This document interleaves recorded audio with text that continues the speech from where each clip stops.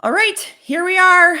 Welcome back to the show. Today, I have a very fun episode today with Adam Atkinson. Hello, Adam. Good to be here.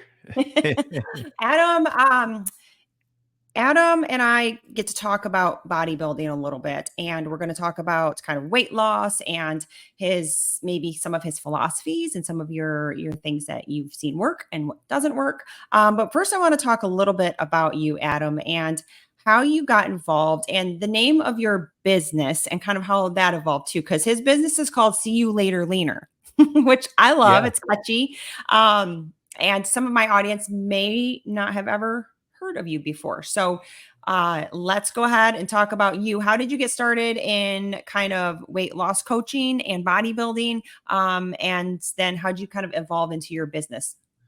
Yeah. So in later part of 2021, I had to boycott going to college. I was super sick. I had Mhm. mono, so I wasn't able to complete the rest of my semesters. So sitting at home feeling like a failure, I think the only thing good that came out of mono was losing weight. And Yeah. I had put on the freshman 15. I was involved in sports that I couldn't play anymore. So, I had always seen my dad lift Mhm. and I thought, well, he's always stayed in great shape. It'll keep me in shape for sports if I ever get the opportunity to go to college again, because the plan was to come back once I Sure. felt better. But actually, after about a year and me looking at going back, the local YMCA picked me up as a trainer. They had just opened. They'd saw my transformation and were impressed. And they were like, we're looking for people to work here. And Yeah. you know, against my parents, you know, support. They were like, "I can't believe you're gonna do this," but they were also like, "This makes sense. You've always loved health and fitness." I was going to school to be a phys ed teacher. Essentially, was what I wanted to do. So, a few years later, my clients are losing weight and doing amazing. Aaron Diamond, Aaron Davis, back in like 2000 and God, it was probably 2008. She was like one of my first bodybuilding clients. And I took it on kind of reluctantly. I was like, I've really never done this before. At that point, my journey had progressed to powerlifting and just really weight loss clients. I was known for having leaner power lifters. And she was like, I've seen your transformations. I know you can do it. So I decided to try it. And, it was funny. I really fell in love with bodybuilding then. I really liked the element of surprise and the criteria for a lot Mhm. of reasons that people hate it. And Yeah. as I grew my bodybuilding business with the powerlifting, I had to make a decision. Meets were coming up the same days as other shows. It's a really hard decision to make. Probably one of my first hards in my industry because I felt like I was choosing people. And but I Yeah. did choose bodybuilding, and yeah, I've never looked back. Mhm. I mean, I do like powerlifting. I like all athletics. I mean, I'm sure you're the same. Like we respect sports and we love anybody competitive doing anything they want to do. But obviously my heart went with bodybuilding as well. Yeah. And you said you said you liked some of the challenges that other people didn't. So talk about that for 1 second. What are those challenges that like a lot of people kind of don't like about bodybuilding that you love? It's subjective. So, the main audience may like a certain person Mhm. based on factors that maybe are part of the criteria, but not the whole criteria. So, someone may be super shredded and everyone's like, that person's going to win, but they Yeah. might go with like a more fuller physique, especially in like bikini.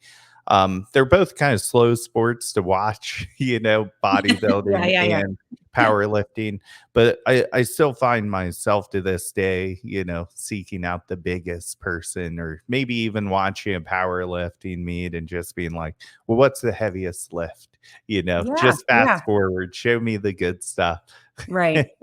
It is kind of, I guess if somebody, I guess I never really thought about that. If somebody has never really watched body, because people that are not in bodybuilding, so probably 60-70% of my audience at this point in my current life will not understand bodybuilding a lot. And oftentimes it's viewed as kind of a selfish sport, or maybe a or not a sport at all. I've heard that before, when I'm like, no, it's definitely a sport. Or they just really don't understand it, or they might look at a bodybuilding physique and at the competitions. Yeah, I mean, you got to sit through prejudging and the night show, and you got to try to find out when your best friend's up there on stage, and sit through all of the things that you might not understand, and you might have a preference for a body type, but that's just not what they're looking for. Or or things like, or your favorite person, like you said, your favorite person had this transformation. You're like, how can they not win? Because it's like you said, it's kind of subjective. But I think that people sometimes look at these physiques and they look at them as like a goal.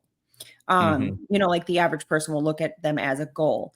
And I think that's one of the hardest messages to portray to, again, mostly my hundreds of women that I come across on a weekly basis, that I'm very blessed to deal with, and help, is to kind of get the message across that bodybuilding is a sport with a shelf life for most people. Mhm. And that body isn't ever obtained even by that competitor, year round. So do you find that kind of, it's a slow sport, but it's also very misunderstood in the general public? 1000%. It's interesting because as a coach, you want to support your people Hmm. throughout their entire, at least I do. Yeah. Once my people are done competing, I'd love to work with them. But Hmm. sometimes people feel like they need to change from a coach that they competed with to just have fresh, you know, um, relationship status because they may feel like they're disappointing you by not competing, and I understand Yeah. that, but I think it's really important just for clients to communicate and say, Hmm. "Hey, I'm done competing."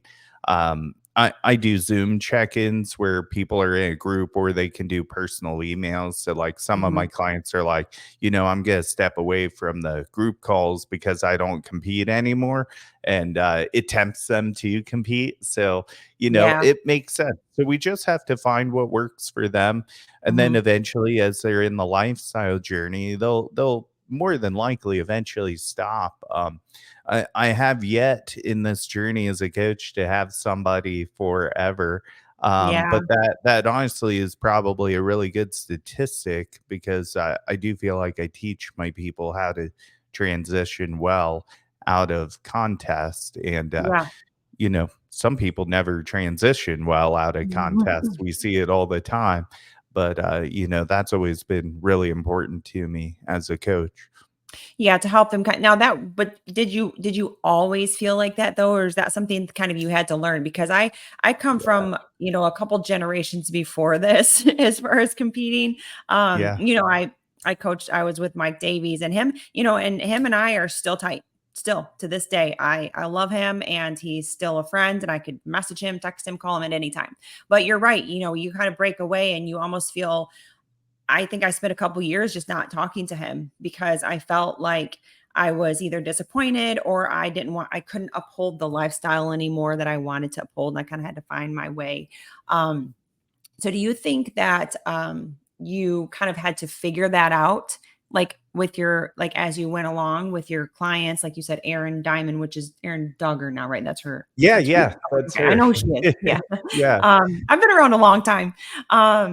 And kind of figure that out. Like, how did you kind of figure that out? And what do you do if somebody says, Adam, I just can't compete, or let's say their body is just like, it's just not responding, and you kind of have to help them make that decision, like maybe we should take a little break. Yeah, I do that all the time, especially now that I'm more involved in functional health. The Yeah. body isn't the same every prep. It's not the Mhm. same all the time. So it really comes down to good communication with the client and finding, what is the core issue. Still to this day, we're going to lead to adherence issues and sometimes clients who are too embarrassed to tell you, Yeah. and you only know what a client tells you, but you also never want to blame people. I think that's one of the biggest things I wanted to be different with my coaching was, my coaching isn't perfect. However, I think there's just perfect people for my types of coaching. Mhm. Where I think I fail is like the force method. Like if you need someone to be mean to you to do this, like you probably don't need to be doing this, because Yeah, what's going to happen afterwards? Am I going to be mean to you to, stick to your reverse diet? Like all I'm going to be able to say is reverse diet so you don't get fat, not like keep going so you win. Like it's a yeah, major change. So, just kind of finding the right type of people who communicate, I think is still you kind of find yourself in a niche with certain types of clients. I know for me, a lot of my clients are transformation clients that then end up going to the stage. So it's not okay, like my business model tends to recruit the person that's already an IFBB pro or probably going to be a pro within their first year. Like a lot of my pro card success stories have been people with me for, 3 to 5 to maybe even I think one of my clients was with me like 7 years before she turned pro. wow. So So did she compete a lot before that, or did she just kind of train with you for a while, have some transformations, and then do a few shows, or was she, like, competing for a long time? Yeah, she was actually competing for a decent amount of time, but I did talk her into longer off season, so Yeah, that where that really I think is important because it yeah, was somebody who tended to compete a lot. So we needed to find different loves and different goals in the in between. mhm.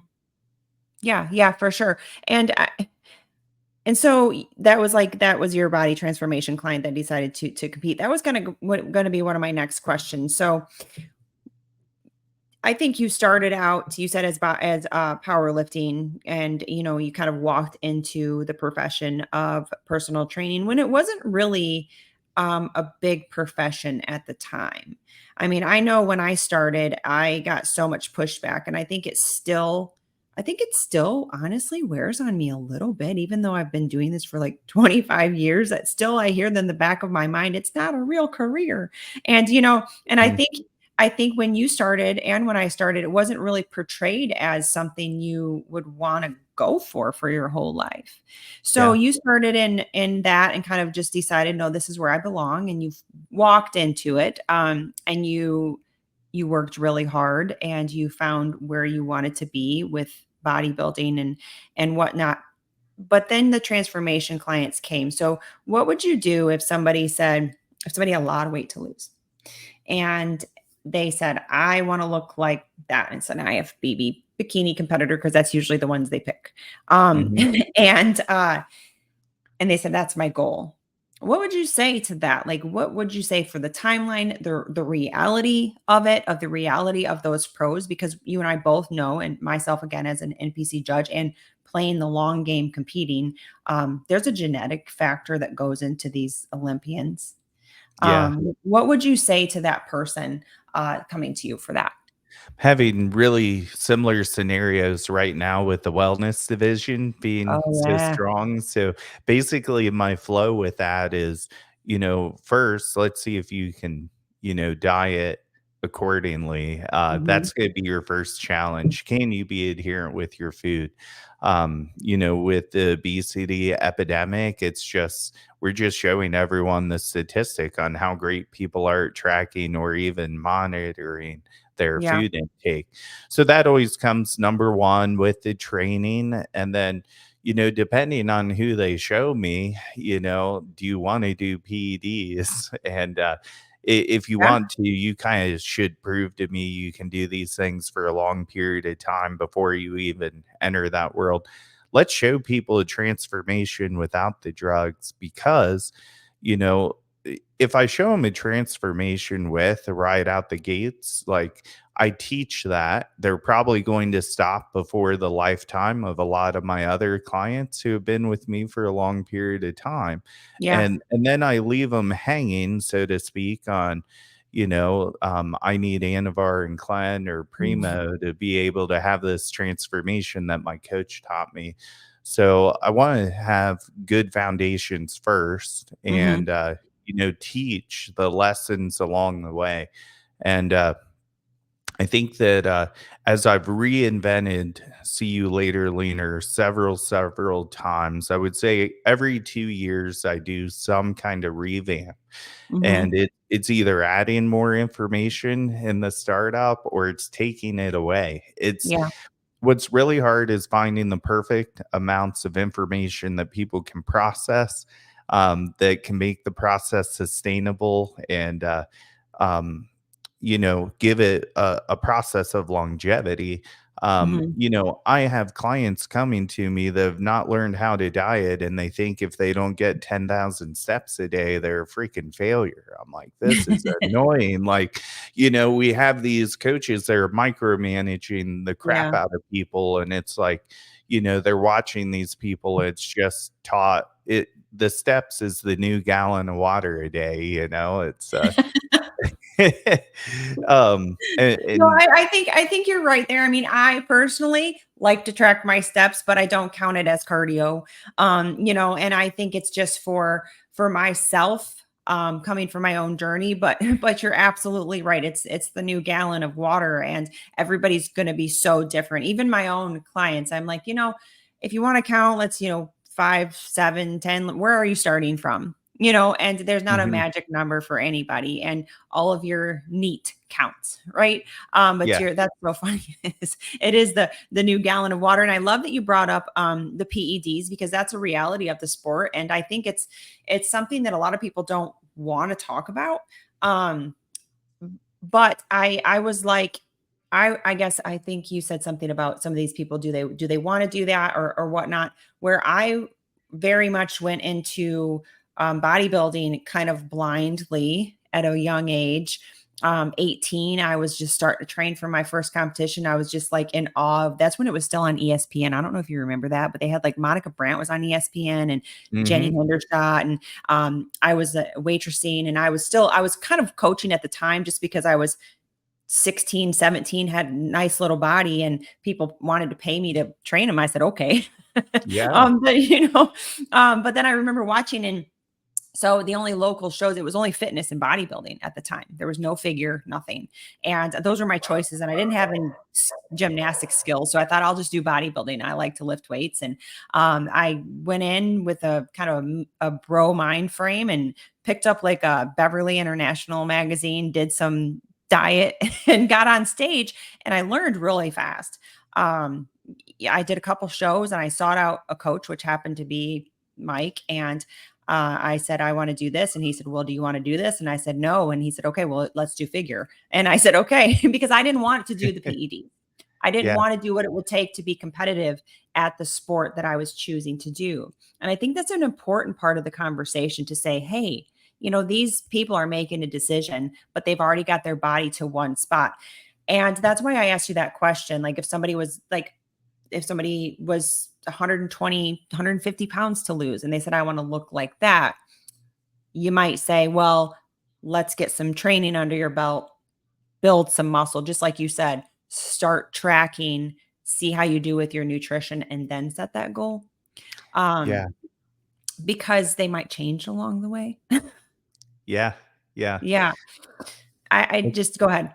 I think people underestimate what they can do in 10 years and they overestimate what they can do in a year.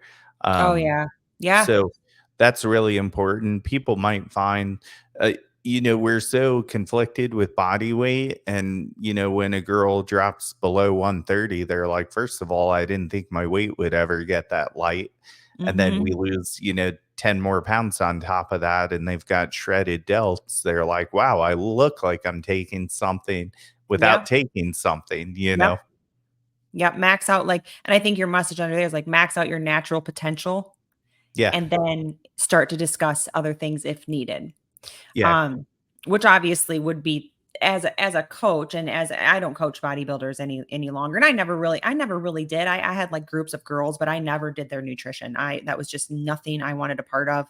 I just, it was too much for, I wasn't really qualified to do that. Number one. Number two, it was just, I didn't want to deal with with Right. handling somebody's nutrition. I would do their training.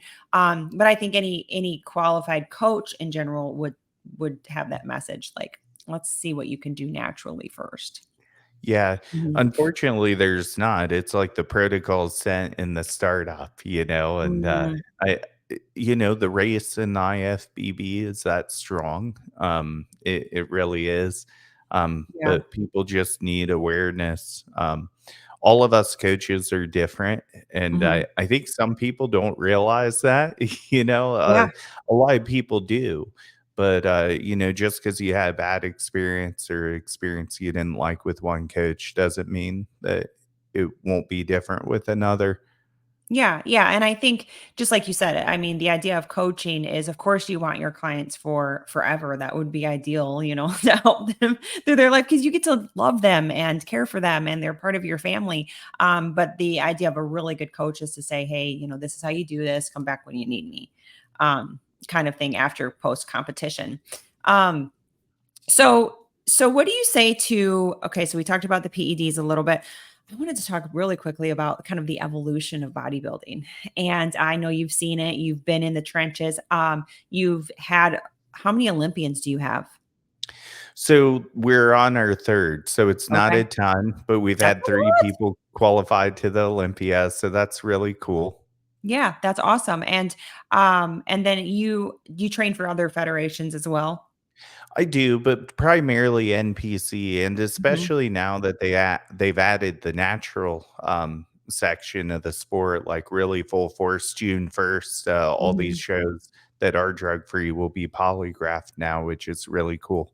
Yeah. Yeah, I think that's important too because I used to kind of educate some of my girls that would want to compete. And when I competed, like my best body that won the first Arnold Amateur, like that wouldn't even be competitive on a local stage now.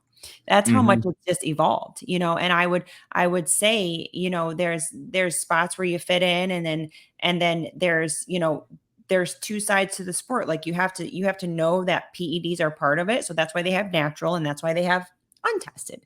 And I think yeah, that's important that they're kind of bringing that back because it gives a really even playing ground, I think, and it could probably help the sport and give it um, almost like a renewed sense of spirit mhm. for the people that weren't interested in doing that or just kind of didn't want to or didn't know.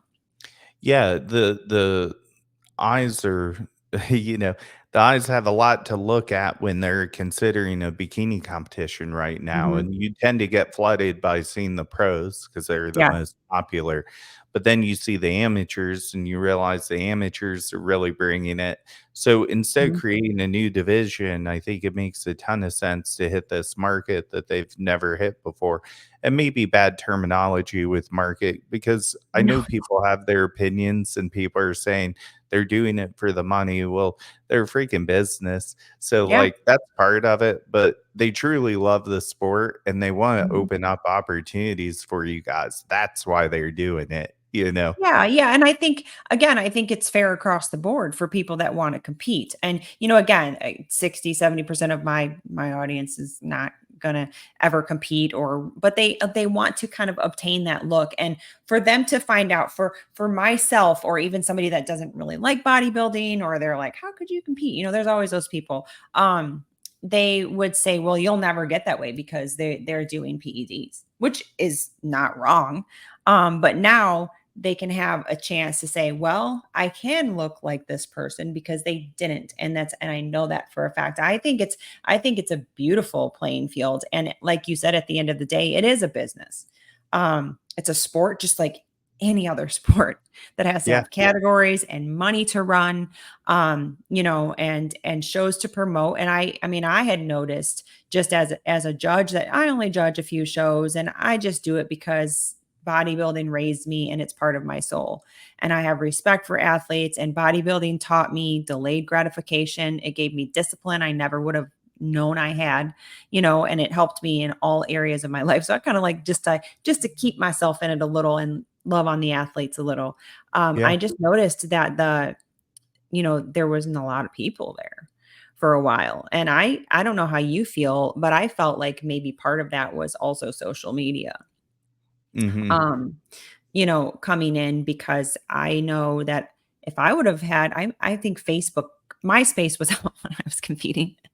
and then, Yeah. and then, and then Facebook a little, but my coach was like, don't post your pictures all over before you get to your competition, Mhm. and that was just old school. But now I see everybody kind of posting. Like, do you think it's kind of made that die down a little bit because they're either getting their kind of their fans on social media and then they don't want to compete, or have you I seen think that it's kind a of? little bit of both. Mhm. I do think, I kind of feel like social media, the era that you and I had it, was the Mhm. first accountability tool. Like Yeah. back then people would post, hit my workout to get today. Mhm. You would post 7 days a week and it'd just Mhm. be a selfie in the mirror, Yeah. and Yeah. the stages were still there back then. And then it really started taking off when bikini, came into the Yeah. sport. I think when you and I had entered, there was a peak in, like you said, figure was the only possibility in bodybuilding and Mhm. fitness. Everything was peak. Those divisions were stacked back then. Yeah. You had people like Becky Clausen who were fighting really hard for a pro card who like looked incredible. So I like it was competed with hard. her so many years. Her and I used to drive from Michigan to Ohio all the time. I got to I know her could see very, very that, well. yeah, and Mhm. Becky actually posed my girls back before she started, like, judging, and then she stepped away because she couldn't have team Sure. bias, obviously. Great person, um, so hopefully she sees this, Yeah, I but, love her.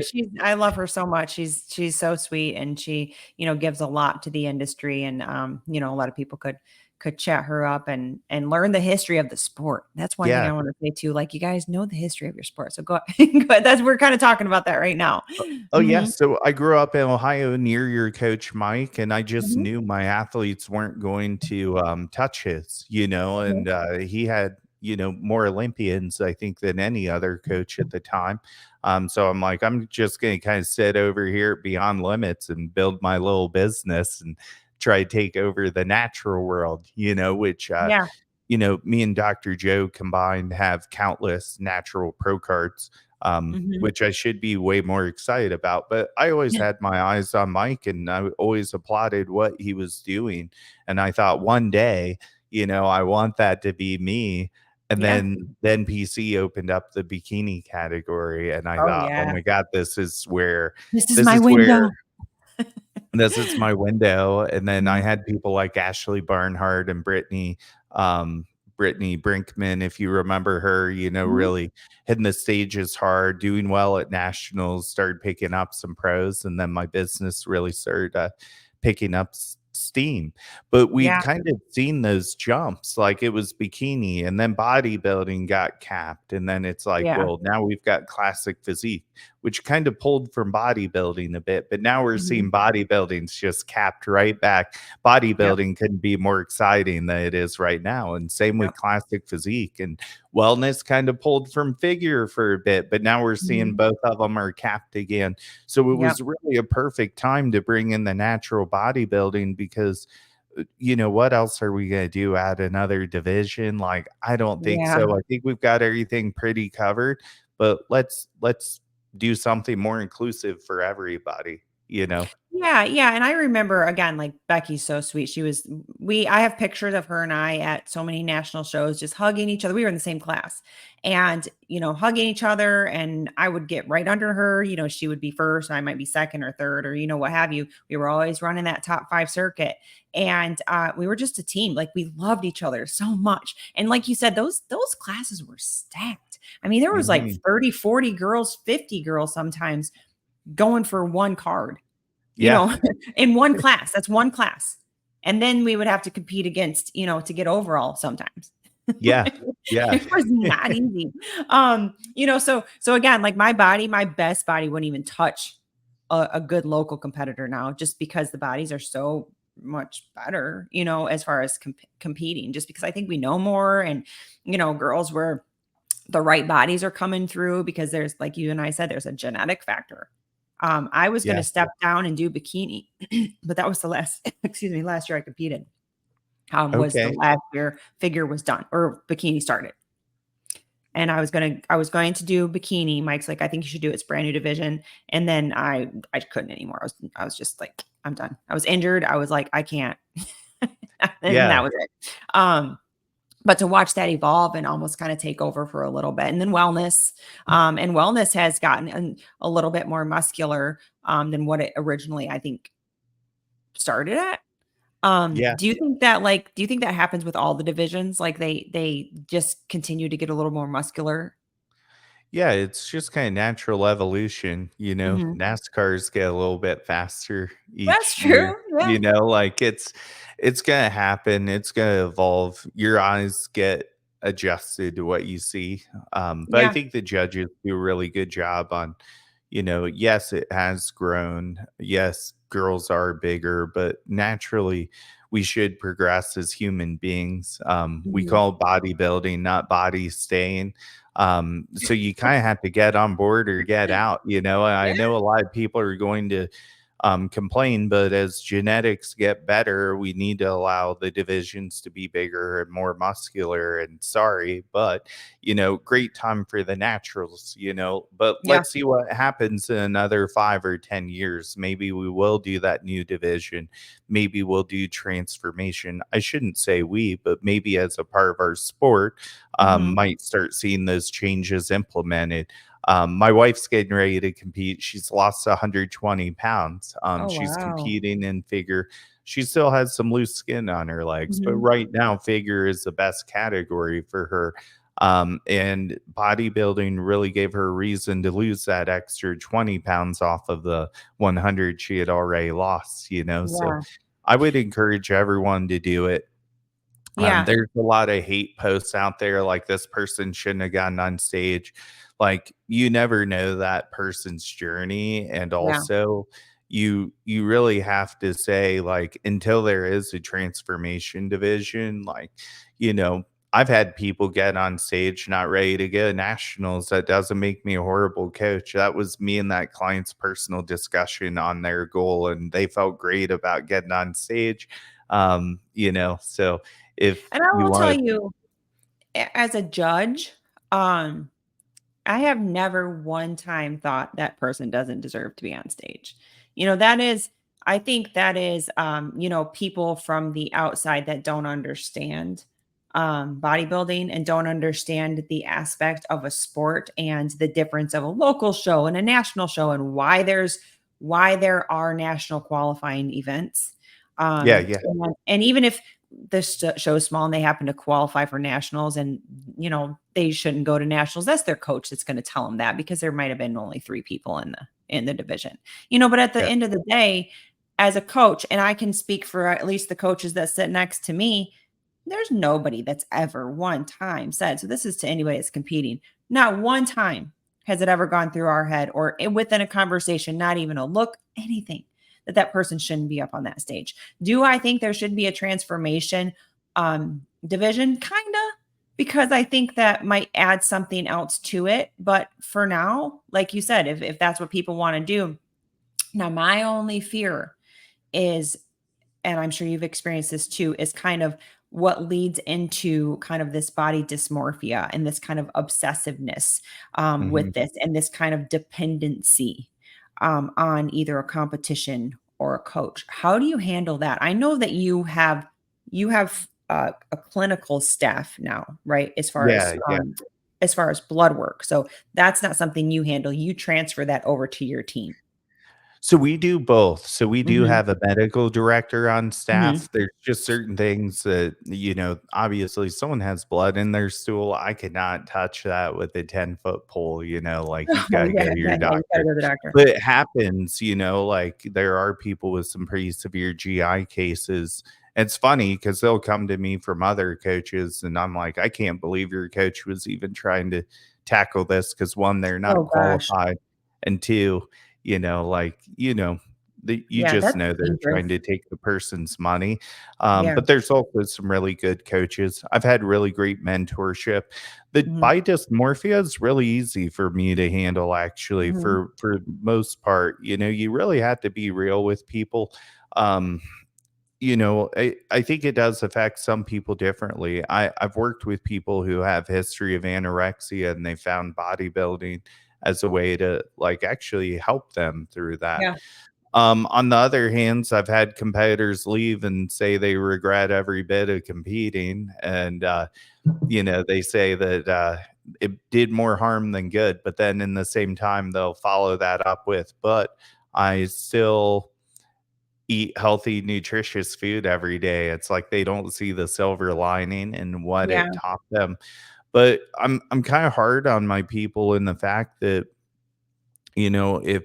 if the scale is bugging you, or, you look a certain way and it's, in your control, like, what's going to happen when your mom or dad like gets a cancer diagnosis? Yeah. Like, Or some how are major you life going to event. handle real shit in life that you can't handle? And Mhm. yes, I'm, emotionally, you know, emotional with my clients, and I feel for them, and I understand that this is hard, but I do question them and say, I'm worried because how you're handling this, how you're gonna handle harder stuff in life, Yeah. you know? Do you And refer them and that out? wakes Like them up a lot. mhm. Yeah. And do you refer them out, to like a mental health specialist, like if they need something like that? Because I mean, let's be real, if somebody is walking into bodybuilding with already a kind of disordered mindset, and maybe you don't know that. Mhm. Um, and that's something that's way beyond a body transformation or a bodybuilding coach's scope of practice. Do you have somebody that you refer them to? Because it wasn't Absolutely. really yeah, I mean, so you have somebody like in mind that you refer them to, like, hey, I think you really would, benefit from counseling. This is maybe not stemmed from this, but possibly something you should look into. Yeah, we've had some evolution there. So Mhm. originally, Corey Propes was a part of our staff within my diet doc Who group, was it? Corey Propes. Okay. So I actually did a understudy with her to equip myself, Mhm. to help people with this more. Yeah. However, Corey has gone on to other projects, and now we typically like to refer out to Celeste Rains Turk. If you've heard of her, I she's an haven't. amazing human, but she's got a degree in mental health, so she's definitely qualified versus Yeah. just a coach. Yeah. But yeah, I have had some courses and some understudy where I think it's helpful, and sometimes every case is going to be different, and I think Mhm. as a coach, you always have to know when to refer out to Sure. someone that is more qualified than you. Yeah, because I think I see it across the board too. I like your message. I've heard a couple interviews that you've been on, and you're like, let's not hate on the young coaches or the people that are aspiring to be coaches because everybody deserves the chance. And I think that too. I think I'm really happy that there wasn't social media when I was 18, 20, 20, 21 years old, just starting, because I would be the coach that people are making fun of right now on social media because I did a lot of wrong things. I'm tell the 50-year-old mom that she had no excuse. I was that person Mhm. because that was my life, but I believe that too, that everybody deserves to be a coach and have a chance and love the profession, but I think there is kind of that line where a lot of coaches try to be everything to everybody. And if we all kind of work as like allies with each other and be able to refer out, I think it's a beautiful kind of thing, and I kind of see that within your I was just kind of looking at your website, listening to your interviews, and I think that kind of does put you in a really cool professional spot in the sport, that's respected, because you're like, hey, I don't know everything, but I can help you with some of these people on my team, and you're recognizing that, it's beyond maybe just a coach's scope, that we need people. Everybody has their spot and we're all important. Oh yeah. Um, but we don't have to be everything to everybody. And I think that's one thing that I do see when I kind of click around or see like younger coaches or coaches that would be more of a red flag, I guess, kind of thing to some people, is that you're just trying to be everything and you stress Yeah. yourself out that way anyway. Yeah, I think you know, you don't wanna divide yourself too thin as a Mhm. coach, and, um, you just always have to find ways on, like, how can I reach everyone the most Yeah. effective way possible? Um, there's times that, are definitely not the best times to contact me, like, if I'm on the gym floor and a text rolls through, I'm, like, not gonna be able to handle it right then, or if Yeah. it's urgent and I feel like I need to, I might handle it then, but it might be way shorter than it should be because, like, Yeah. I'm on my feet on the gym floor trying to spend time with someone who, like, paid me for that time, like, Sure. Yeah. specifically. So, Mhm. you always wanna try offer a good service and, keep an open door policy with your clients. I think that's been one thing that has really saved me over the years is I've always done some type of Zoom call that everyone can join in. Now I Like a do one group. Monday through Friday, yeah, where people can do their check-ins, like, their That's nice. photos are hidden, but everyone, like, hears the conversations, and, Yeah. it's actually funny because years back, I'm really good with hormonal health, and I Mhm. had a client who everyone remembers the Zoom, like, "We remember when you told her to stop competing, like, a year ago, and she still kept Oh, going beyond you telling her that, and then she wanted to blame me afterwards," and it's like, she can make it look however she wants online, but within my close group of people, they're like, "Yeah, like, she went against your advice, like, yeah. constantly. We were on the calls, like, not that that's the purpose of the Zooms, but it is kinda nice because everyone can kinda see and hear, like, we have traumatic things come up in the Zoom, and I think people love hearing that I face it with a calmness and not an angry,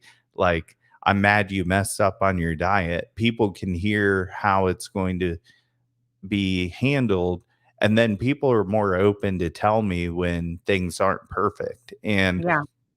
I think the one thing we battle the most with clients is we don't have the knowledge of the years of bad relationships that have been toxic they've been in, or Mhm. maybe their upbringing of a child.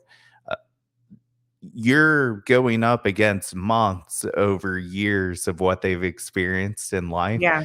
So if you send an email, they're gonna hear that email Mhm. in the dialect of the decades of experience they've had with other horrible relationships. So Yeah. I've always found audio messages are super helpful in doing the Zooms because it rewires people and they think, oh my God, I actually have a caring, you know, relationship where this person's going to push me, but they're going to treat me like a human being and listen to me.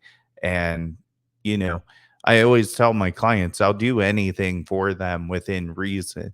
And if Yeah. they ask for something out of reason, we might have to put a price point on that. Like if you're one Mhm. to check in every day and you're not in peak week, like, you know, I can't do that for everybody, Yeah, so so you're as a gonna have coach, to, you wanna yeah, set your find a way. limits.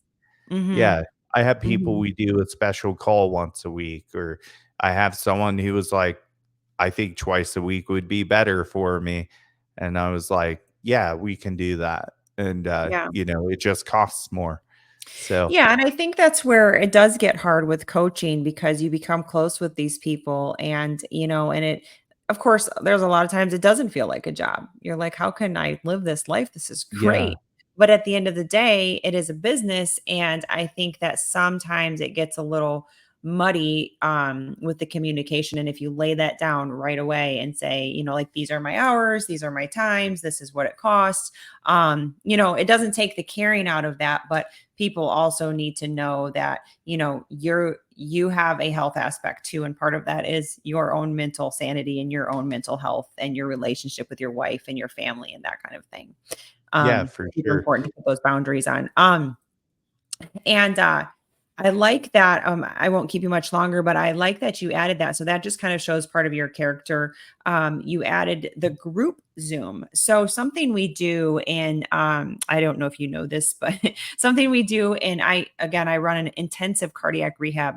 center. So that just means that it's like a holistic cardiac rehab. So we teach nutrition and stress management along with the exercise that's monitored and things like that with the correct clinical person. But part of that is community and group support. So that's actually a huge pillar of health. And it's something that I think is missed in the virtual space. So for you to add the group Zoom and for people to feel that sense of community. I mean, that's why I used to drive to Mike 4 hours one way, once a week, sometimes during competitive season. And then 4 hours back, it was like a 12-hour day just to feel the community Mhm. because it was so important to me and to my success.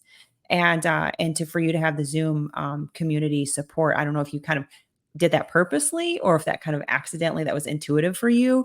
But I think that's really, really cool. Yeah. Really important.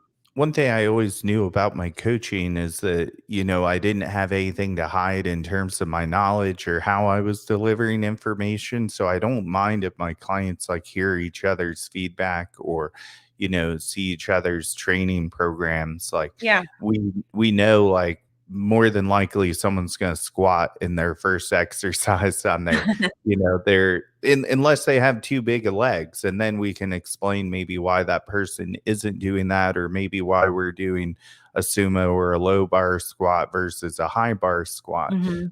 So structurally it will be different. But It's like yeah, an educational point for them too, so that's really cool, for yeah, them to hear and see that that's different, and that reminds me of one last point I wanna talk about. Again, there's a lot of things we coulda talked about, was I heard you say about one of your I think sh I don't know what she was competing. I don't even know her name, but it was an interview you did with somebody, and you were talking about one of your athletes that had come to train with you in person for a little bit, because where are you at now? You're in I'm in Vegas? Las Vegas now. Okay. Yeah. All right. From Ohio to Vegas, from my neighbor to Vegas, because I'm in Yeah. Michigan. Um, was that somebody would come to you and say, I did so and so's workout that she posted online or in a magazine article or whatever. And you're like, that workout's okay, but it's not for you because she's training different and she has years of training under her belt. She has a different body and she's competing differently. So, talk about that real quick before we end here is that everybody is going to be different. And you can't Yeah. just pick a nutrition plan that somebody posted online. They're like, lose weight in 6 weeks and eat what I eat. And you're like, that doesn't work like that. Right. Yeah, habit change is Mhm. key, with the food part. So, even if you go on a meal plan for 6 weeks and it works for you, what are we doing after that? And Yeah. this is where coaching comes into play. How are you feeling? And maybe your first time dieting hard after 6 weeks, you're like, I can't wait to reward myself with pizza. Well, Yeah. that may not be bad, but maybe how much pizza is suitable for your met rate? What can you expect after that? What's the physiology and the mindset behind that? Because if you see your weight's up 10 pounds and you don't understand that's glycogen, you might just say, screw it all. I just lost all my progress and Yeah. never diet again. And with workouts, I think anything that gets people off the couch and moving is great. If they're doing like a banded glute workout, that's Mhm. awesome. But that might be the third glute workout in somebody's split, Yeah. So you're not gonna not look all like they're that by doing. doing their workout.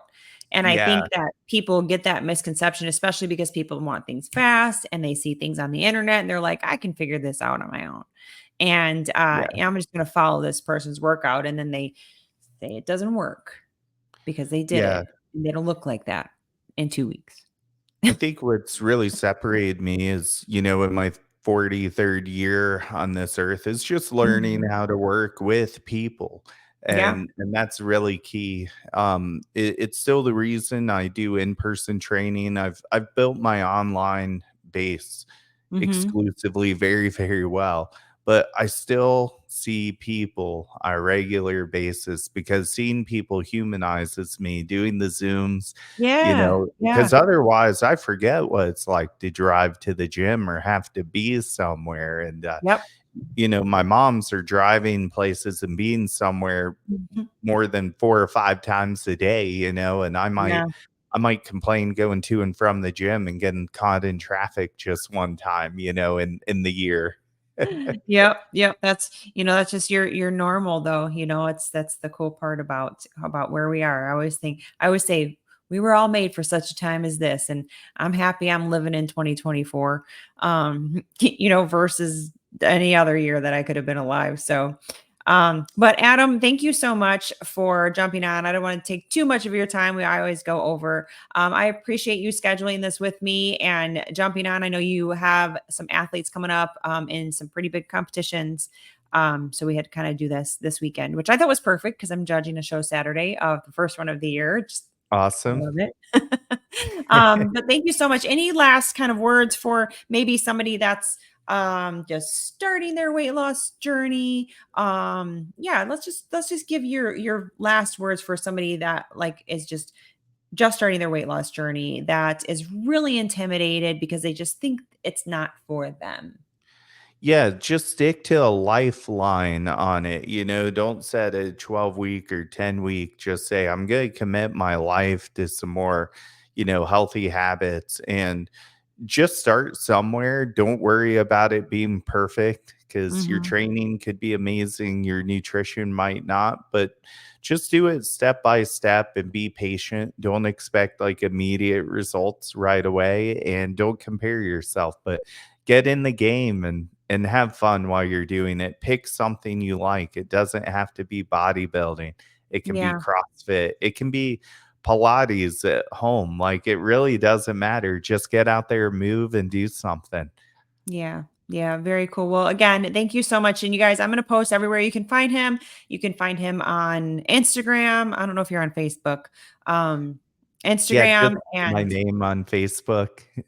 okay, and then See You Later Leaner on Instagram, and then you have a YouTube. I'll post all that below. You guys can check him out, give him a follow. And again, Adam, thank you so much, and best of luck to all of your athletes and all of your clients. And congratulations on the success and continue growing of your business. Thank you. Yes.